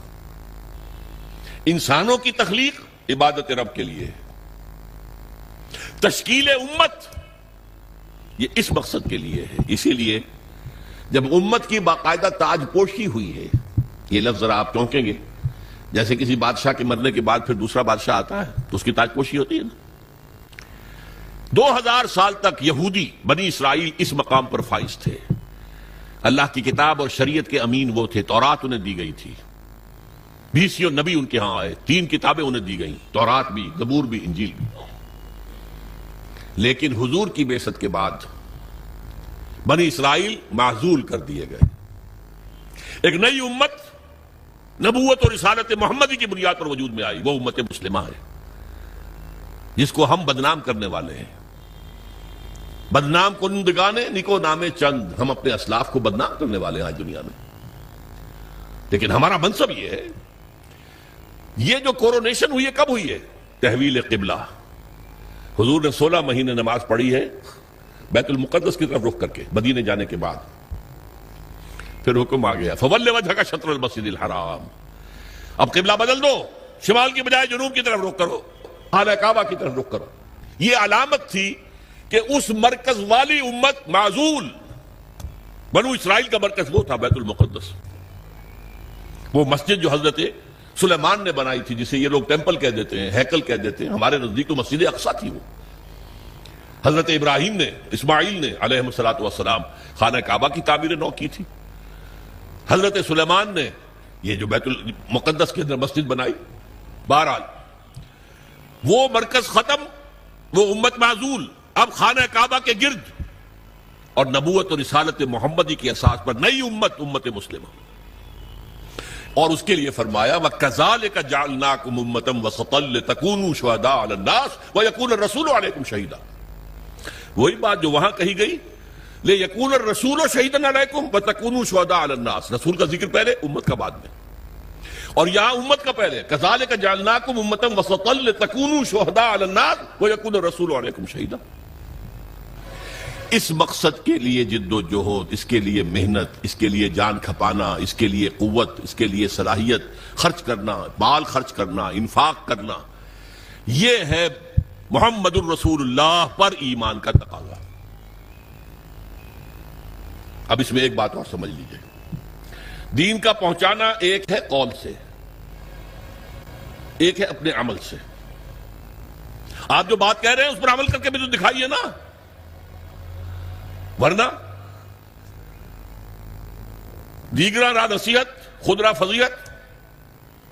لوگ کہیں گے تم کہتے کچھ اور ہو کرتے کچھ اور ہو، کیا دعوت دے رہے ہو، میں کیا تبلیغ کر رہے ہیں؟ عمل سے گواہی، زبان سے گواہی، اشہد ان لا الہ الا اللہ واشہد ان محمد رسول اللہ، زبان سے گواہی دی۔ اب تمہارے عمل سے، تمہارے وجود سے، تمہارے رویے سے، تمہارے کردار سے، تمہاری شخصیت سے ثبوت ملنا چاہیے کہ واقعی تم اللہ اور اس کے رسول کے ماننے والے ہو۔ اچھا، اس کے علاوہ انفرادی سطح پر نمونہ تو پیش کر دیا، اللہ نے دین بھیجا تھا اس کا نمونہ پیش کرو۔ آپ کہیں اللہ نے جو دین بھیجا تھا محمد کے ذریعے صلی اللہ علیہ وسلم وہ بہترین دین ہے، دنیا کہے گی ہمیں کہیں ذرا اس کا مشاہدہ تو کرا دو، کہاں ہے؟ تم 1.5 ارب مسلمان دنیا میں رہتے ہو، اور کتنے بڑی علاقے جو ہیں مسلمانوں کی حکومتوں میں، ملکوں کے اندر شامل ہیں، کہیں ہمیں دکھاؤ کہاں ہے وہ نظام؟ کیا کہیں گے ہم؟ نگاہیں نیچی ہو جائیں گی۔ تاریخ کا ایک واقعہ آپ کو سناتا ہوں۔ 1915 میں شیخ الہند مولانا محمود حسن دیوبندی رحمت اللہ علیہ، ان کے ساتھیوں سے اور ان کا آپس میں مشورہ ہوا کہ انگریز کی غلامی سے نجات پانے کے لیے شیخ الہند تو جائیں حجاز، وہاں ابھی مدینے میں ترک گورنر موجود تھا، خلافت ختم نہیں ہوئی تھی، وہ 1924 میں ختم ہوئی ہے، یہ میں 1915 کی بات کر رہا ہوں۔ اور مولانا عبید اللہ سندھی کو بھیجیں جو والی کابل ہے، بادشاہ افغانستان کا، مولانا خود تو جا کر ترک گورنر کے ذریعے سے دارالخلافہ جو ہے استنبول، اس سے مدد مانگیں کہ آپ ہم پر، ہندوستان پر انگریز کے خلاف حملہ کریں، ہم اندر سے بغاوت کریں گے۔ اور یہی پیغام شاہ افغانستان کے لیے، تم حملہ کرو، اندر سے ہم بغاوت کریں گے تاکہ انگریز کو یہاں سے جڑوں سے اکھاڑ کر پھینک دیا جائے۔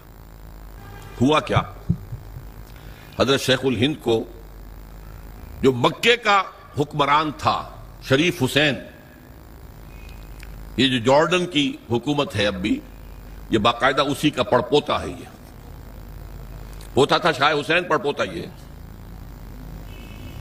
والی مکہ تھا۔ یہ اس نے حضرت شیخ الہند کو گرفتار کر کے تشتری میں رکھ کر انگریز کو پیش کر دیا، یہ آپ کا باغی یہاں پر فساد مچا رہا ہے۔ انگریز نے گرفتار کر کے کہاں رکھا؟ مالٹا، میڈیٹرینین کا، بحیرہ روم کا ایک جزیرہ وہاں رکھا ہے، 4 سال سے زائد وہاں پر اسیر رہے۔ یہی حرکت ہونے والی تھی مولانا عبید اللہ سندھی کے ساتھ، وہ نوجوان تھے اور خود سکھ سے مسلمان ہوئے تھے، جاٹ تھے، انہیں پتہ لگ گیا، بروقت وہ وہاں سے بھاگ کر روس چلے گئے۔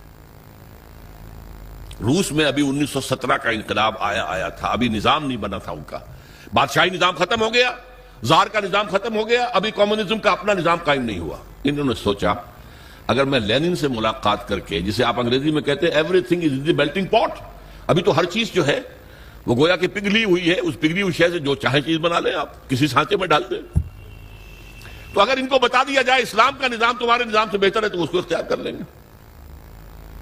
لینن سے ریکویسٹ کی، انٹرویو کی، اس نے معذرت کر لی، وہ بیمار تھا، بستر مرگ پر تھا۔ اس نے کہا ٹروٹسکی سے بات کیجئے، یہ بہت سے لوگوں کو معلوم ہوگا کہ لینن کا اصل جانشین ٹروٹسکی ہونا تھا، یہ تو سٹالن نے عین وقت پر سازش کی اور قبضہ کر لیا۔ ٹروٹسکی سے بڑی مفصل گفتگو ہوئی مولانا سندھی کی، اور وہ سنتا رہا۔ آخر میں اس نے ایک بات کہی، مولانا یہ نظام جو ہے جو آپ پیش کر رہے ہیں بہت عمدہ ہے، کوئی شک نہیں، بہت اعلیٰ ہے، سب سے عمدہ ہے، لیکن آپ نے کہیں اسے قائم کیا ہے؟ مولانا سندھی کہتے ہیں اس کے بعد جو میری نگاہیں زمین میں گڑ گئیں، میں اس سے دوبارہ آنکھیں چار نہیں کر سکا۔ ارے اتنی اچھی بات تمہارے پاس ہے اور تم اسے خود اپنے گھر میں نافذ نہیں کرتے، ریوڑیاں آ کر یہاں تقسیم کرنا چاہتے ہو، اپنے بچوں کو ریوڑیاں نہیں دیتے، کرو نا، قائم کرو نا، اسے دکھاؤ اس کا نمونہ۔ یہ ہے وہ دلیل جو آج پوری دنیا دے رہی ہے. کہاں ہے اسلام تمہارا؟ مسلمانی در کتاب اور مسلمانہ در گور. مسلمانی کتاب میں لکھی ہوئی ہے، یہ پڑھ لیجئے، قرآن میں ہے، حدیث میں ہے، فلاں میں ہے، سیرت میں ہے، خلافت راشدہ میں ہے. بھائی ٹھیک ہے 1400 برس پرانی بات ہوئی، آج دکھاؤ. یہ بات اب سمجھی آپ نے؟ لا الہ الا اللہ کا تقاضا، اللہ کی بندگی ہمہ تن ہمہ وجوہ ہمہ وقت ہمہ جہت، اطاعت اللہ اطاعت رسول. اور یہ کب پورا ہوگا؟ جب پورا نظام بھی اللہ کے دین کے اوپر قائم ہو جائے، تب آپ کی بندگی ہوگی پوری بندگی. ورنہ تو جزوی ہے، نمازیں ہم پڑھ رہے ہیں، روزے رکھ رہے ہیں، حج کر رہے ہیں، لیکن بھائی تم حاجی آئے ہو پاکستان سے، اتنی بڑی تعداد میں 1 لاکھ آ گئے ہو، تم نے اپنے ملک میں اسلام قائم کیا؟ قرآن مجید میں کہلوایا گیا ہے حضور سے، اہل کتاب سے آپ کہہ دیجئے اے نبی، قل یا اہل الکتاب لستم علی شیء حتی تقیموا التوراۃ والانجیل وما انزل الیکم من ربکم. اے اہل کتاب، اے یہودیوں، اے نصرانیوں، تمہاری کوئی حیثیت اللہ کی نگاہ میں نہیں ہے جب تک کہ تورات اور انجیل کو قائم نہیں کرتے.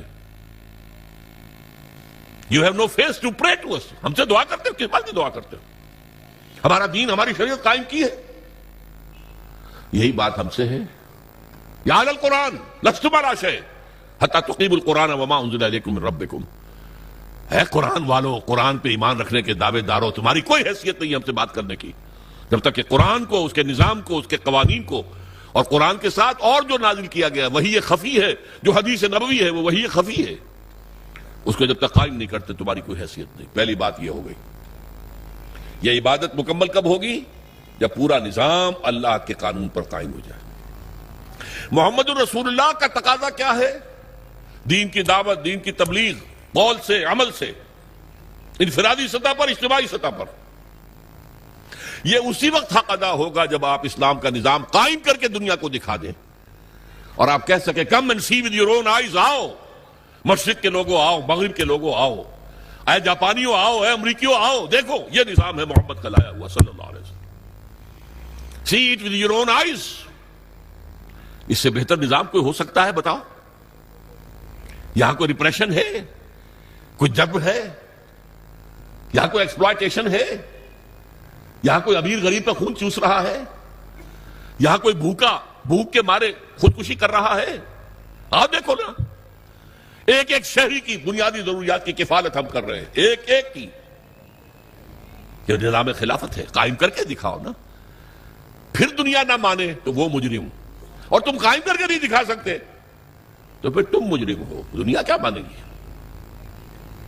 یہ جو 5 ریاستیں ابھی آزاد ہو گئی، مسلمان ریاستیں سینٹرل ایشیا کی،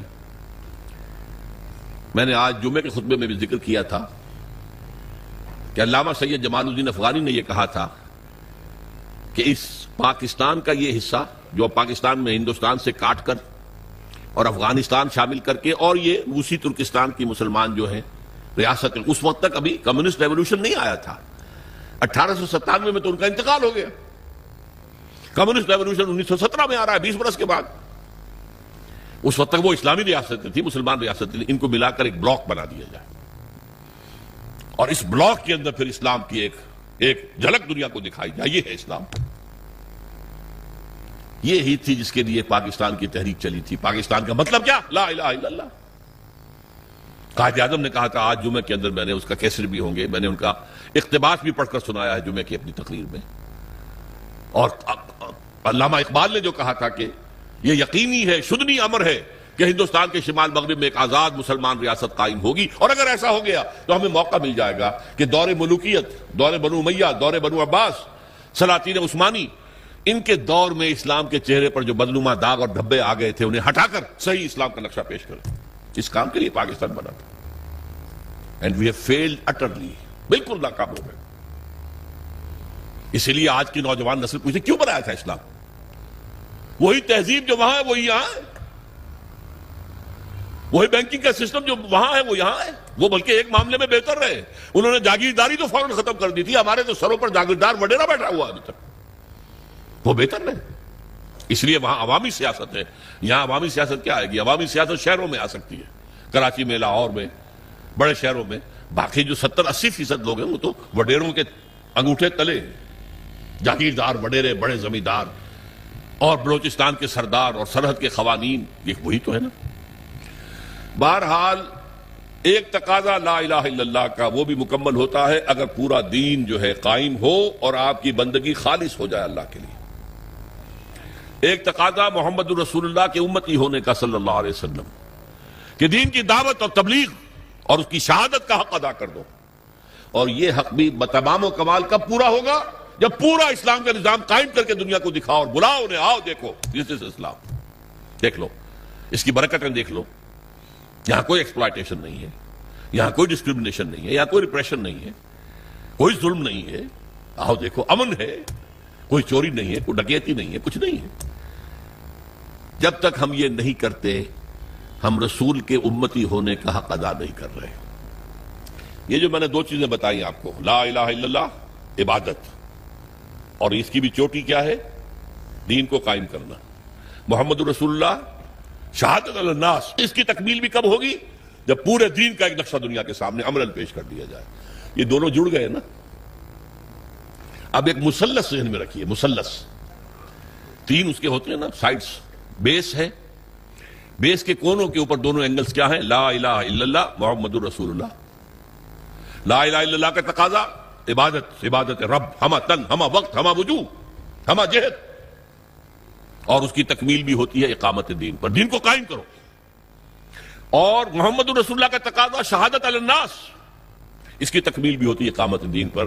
یہ دونوں بازو آ کر اوپر مل گئے تو یہ مثلث بن گئی، لا الہ الا اللہ عبادت رب، محمد الرسول اللہ شہادت علی الناس، دونوں کی تکمیل اقامت دین۔ یہ ہے وہ کام جس کے لیے کچھ تحریکیں چلیں، پچھلی صدی میں چلی ہیں، اب تو ہم 21ویں صدی میں آ گئے۔ اس سے تقریباً 200-300 برس پہلے ہم غلام تھے، کہیں ہم انگریزوں کے غلام تھے، کہیں فرانسیسیوں کے تھے، کہیں اطالویوں کے تھے، کہیں اسپینیڈز کے تھے۔ یہ ہماری غلامی کا دور تھا۔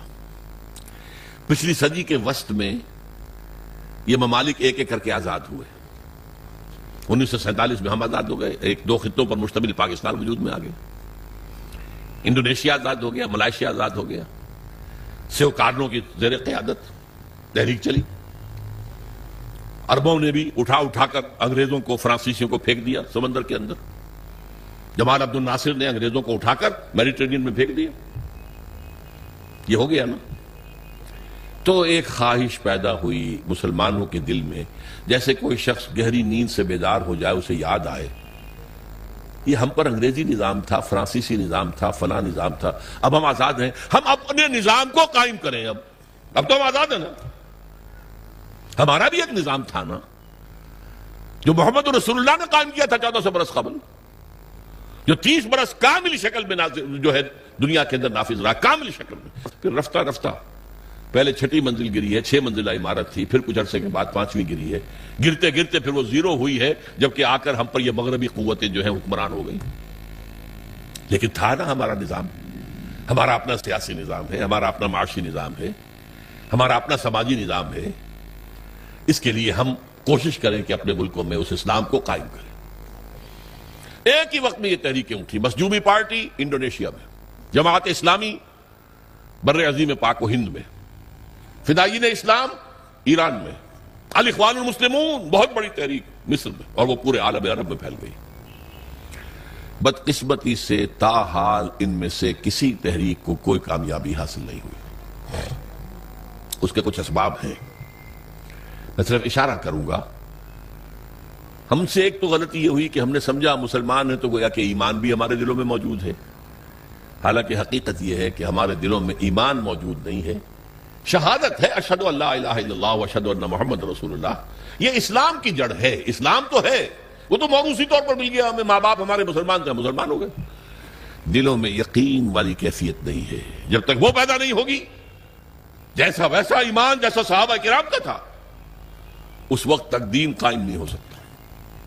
اس کے لیے جو قربانیاں دینی پڑتی ہیں وہ یقین والے ایمان کے ساتھ ہی ہو سکتی ہیں، محض یہ شہادت اور لپ سروس کے ذریعے نہیں ہو سکتی۔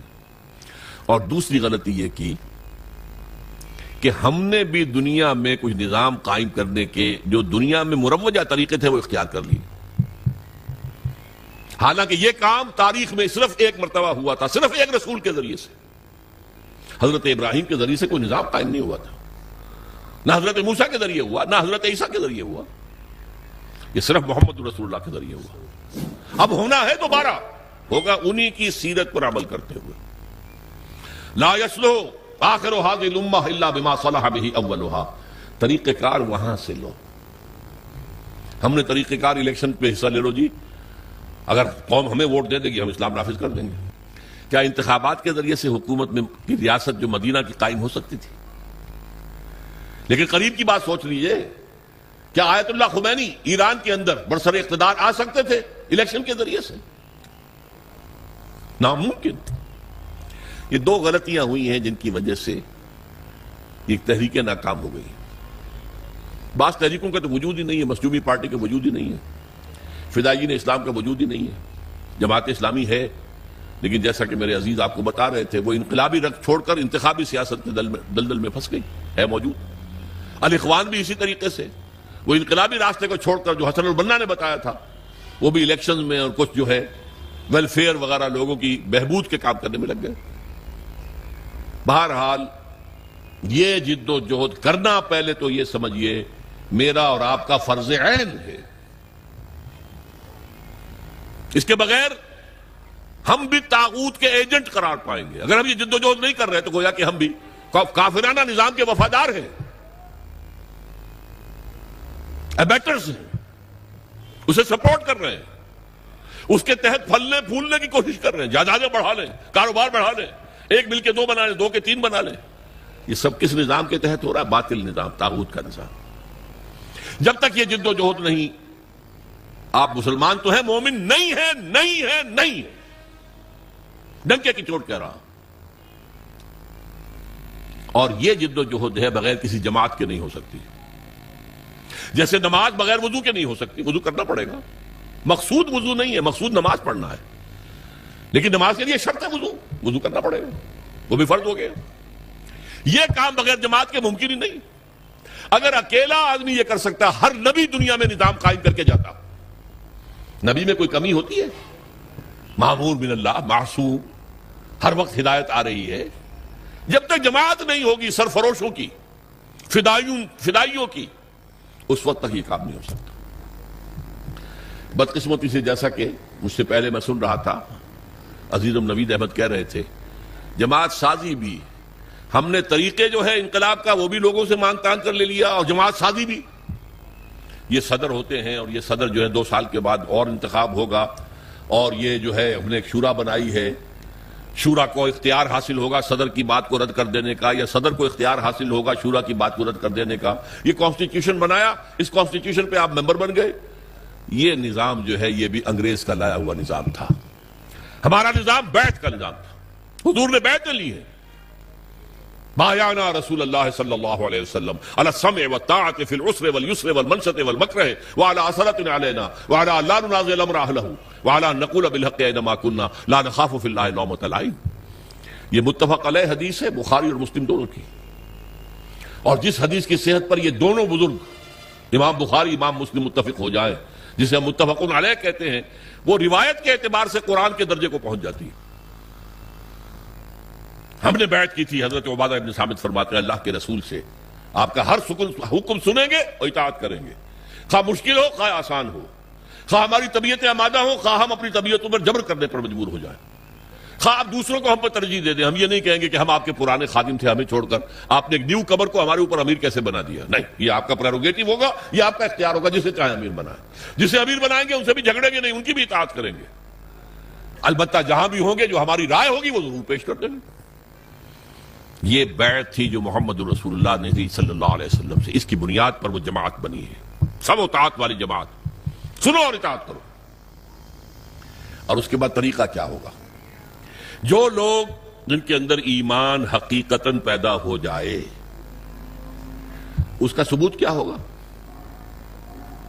کم سے کم اس شریعت پر تو عمل کریں جس پر عمل کیا جا سکتا ہے۔ آپ چور کا ہاتھ نہیں کاٹ سکتے جب تک کہ نظام نہ بدلے، قانون نہ بنے، نہیں کاٹ سکتے۔ زانی کو رجم نہیں کر سکتے جب تک کہ یہ قانون نہ بنے۔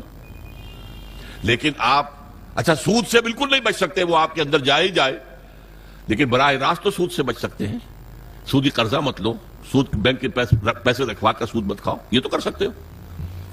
گھروں میں پردہ تو نافذ کر سکتے ہو. ابھی تو کوئی، جیسا کہ میں نے کہا تھا، کوئی مصطفیٰ کمال پاشا اس ملک میں ابھی تک پیدا نہیں ہوا، اور کوئی رضا شاہ پہلوی نہیں آیا یہاں پر کہ جو لوگوں کے برقعے زبردستی اتروا دے. پاکستان میں تو ابھی تک ہی مرحلہ نہیں آیا، شاید آ جائے خدا نہ خواستہ ہماری شامت اعمال سے. اگر اس شخص کو زیادہ وقت مل گیا تو وہ وقت میرے نزدیک دور نہیں ہے. ابھی زبانی کلامی وہ ریڈیکیول کر رہے ہیں. جو عورتوں کی رنگی رانے نہیں دیکھ سکتے وہ اپنی آنکھیں بند کر لیں. انا للہ و انا الیہ راجعون. ہماری لڑکیاں، جوان لڑکیاں تو کھیلیں گی، ہاکی کھیلیں گی، کرکٹ کھیلیں گی نکریں پہن کر. جو نہیں دیکھ سکتے اپنی آنکھیں بند کر لیں. یہ باتیں تو شروع ہو گئی ہیں نا، اور یہ انتہا پسند ہے. اسلام کے دن پر عمل کرنا انتہا پسندی ہے. بہرحال جب تک ہمارے پاس اتنی طاقت نہیں ہو جاتی کہ ہم حکومت سے ٹکر بول لے سکیں، لیکن وہ ٹکر اسلام کی بنیاد پر ہو، اسلام کی بنیاد پر. ہمارے ہاں ٹکریں لی گئی ہیں جمہوریت کے نام پر. ایوب خان سے ٹکر لی گئی جمہوریت کی بنیاد پر. اس کے وطن سے برآمد ہو گئے ذوالفقار علی بھٹو صاحب. ان سے ٹکر لی گئی پی این اے کی بنیاد پر، وہ بھی الیکشن کا مسئلہ تھا، الیکشن میں ریگنگ ہوئی ہے اس پر. اسلام کی بات نہیں تھی. پی این اے پاکستان نیشنل الائنس تھا، اس میں اسلام کا نام ہی نہیں تھا. اور اسے بعد میں نظام مصطفیٰ تحریک کیا گیا تاکہ مسلمان قربانیاں دے گا تو وہ محمد کے نام پر دے گا صلی اللہ علیہ وسلم. اسی طرح آپ کو معلوم ہے کہ اب جو چل رہا ہے کاروان جمہوریت چل رہا ہے. خدا کے بندوں کاروان اسلام چلاؤ.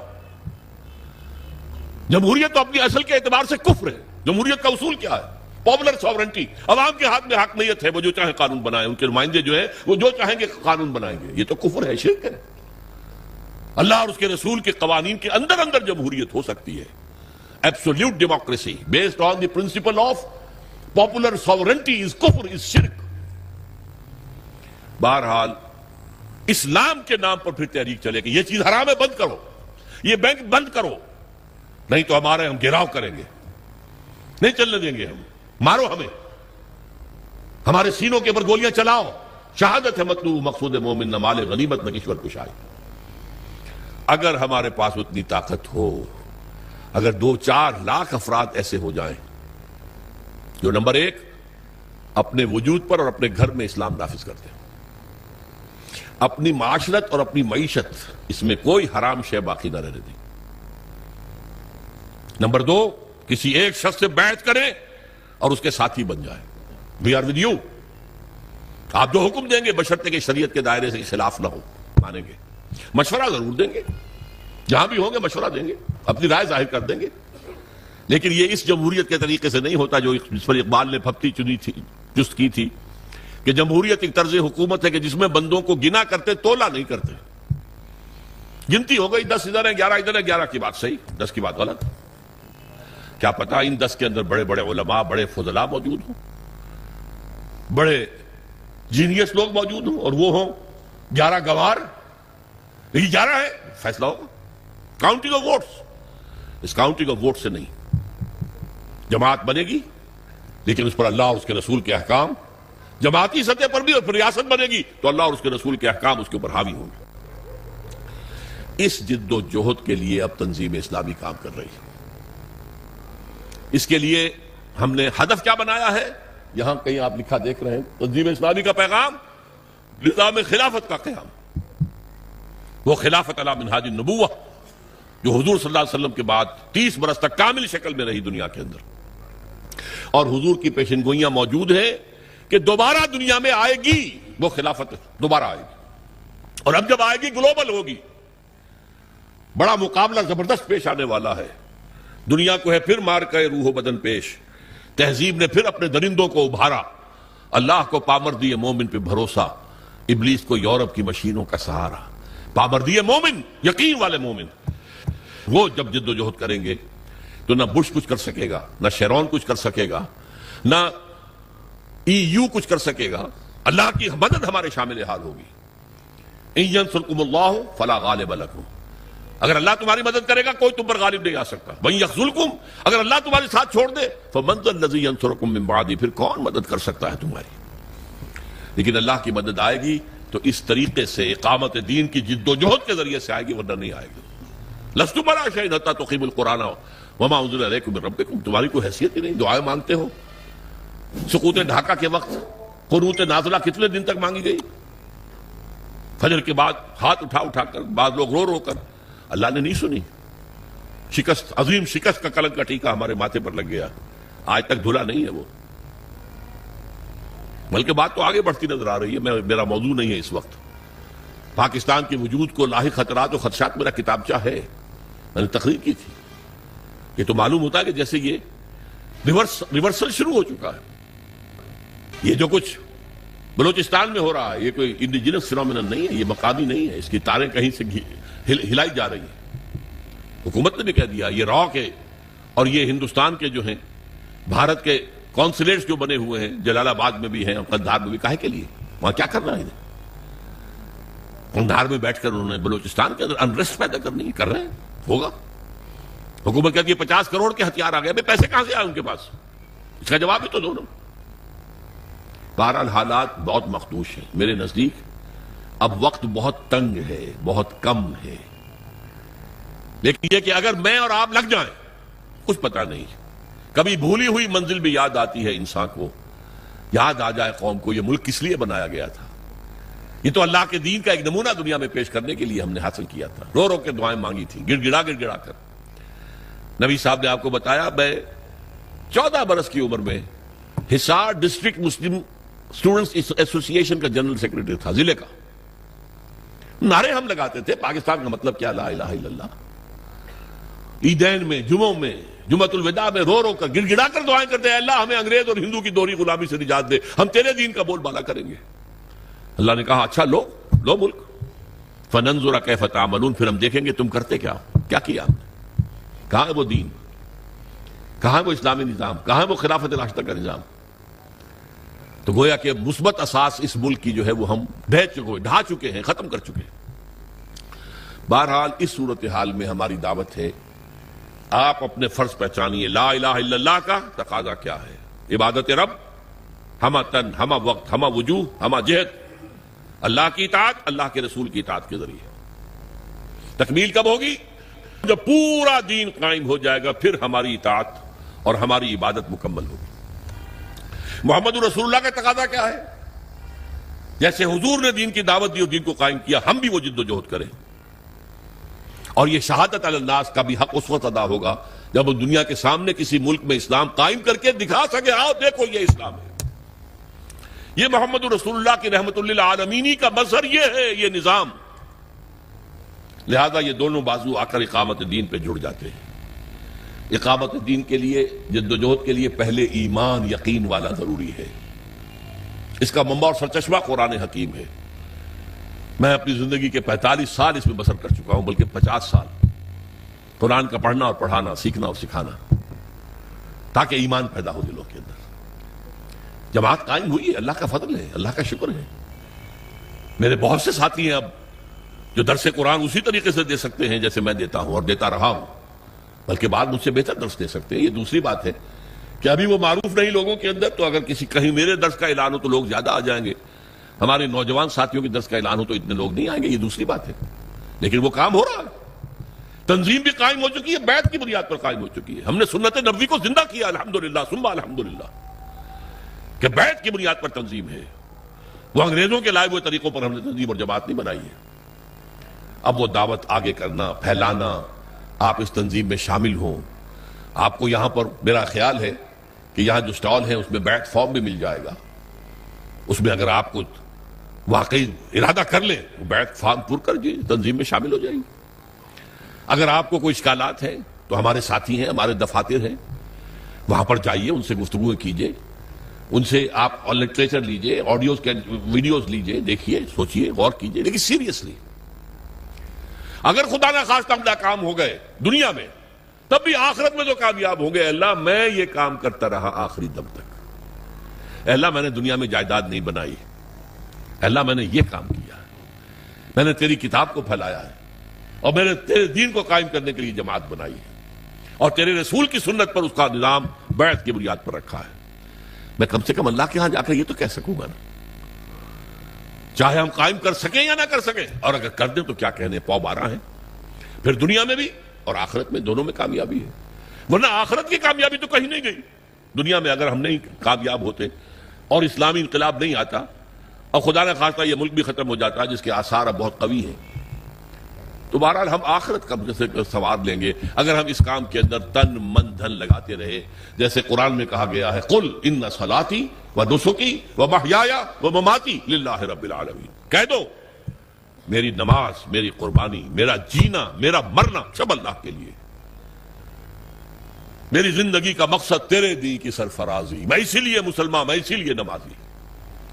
نماز اسی لیے ہے واستعینوا بالصبر والصلاۃ، مدد حاصل کرو صبر سے اور نماز سے. نماز جو ہے آپ کو قوت دے گی اس کام کے لیے جد و جہد کرنے کی طاقت فراہم کرے گی. بہرحال یہ پیغام ہے ہماری دینی ذمہ داریاں کلمہ طیبہ کے حوالے سے. یہ دو ٹرائنگل کے بیس پر جو کارنرز ہیں، عبادت لا الہ الا اللہ، شہادت محمد رسول اللہ، اور دونوں کی تکمیل ہوتی ہے جا کر اقامت دین پر. اللہ تعالیٰ مجھے بھی توفیق دے کہ میں آخری سانس تک اس کام میں لگا رہوں. ظاہر بات ہے کہ میری زندگی تو اب وہ جو آپ عام طور پر کہتے ہیں شام زندگی، صبح زندگی، وہ شام زندگی سے آگے گزر کر شب زندگی میں میں داخل ہو چکا ہوں. اب اگلے مہینے میں 73 برس کا ہو جاؤں گا، گویا کہ قبری حساب سے 75 برس کا ہو جاؤں گا. بہرحال اللہ نے ابھی تک توفیق دی ہے، اور جب تک جان میں جان ہے اسی کا کام کرنا ہے، اسی کے لیے محنت کرنی ہے، اسی کے لیے بھاگ دوڑ کرنی ہے. السلام علیکم سامعین، آپ لوگ ڈاکٹر اسرار احمد صاحب کے اور بیانات سننا چاہتے ہیں تو ہمارے چینل کو سبسکرائب ضرور کرتے ہیں.